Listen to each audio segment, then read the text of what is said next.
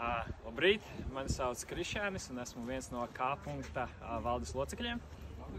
Šodien organizējam 100 km pārgājienu par godu Latvijai. Ideja radās nesen, aptuveni gadu atpakaļ, kad ar māsu izdomājām, ka Latvijai īsti nav tādu, nav pietiekami daudz mūsuprāt pārgājienu, un kad ir īpaši lielie gabali. Mazie, protams, ir, bet tieši vēlējāmies izveidot kaut ko tādu, kas sen nav bijis. Un, ja nemaldos, 2018. gadā viena no biedrībām organizēja tieši 100 km pārgājienu par godu Latvijai, taču nezinām apstākļu dēļ beidz to darīt. Līdz ar to mēs ar māsu apņēmāmies turpināt šo ieceļu, jo mūsuprāt tas tik tiešām skaisti noiet 100 km par godu Latvijai Latvijas jubilejā.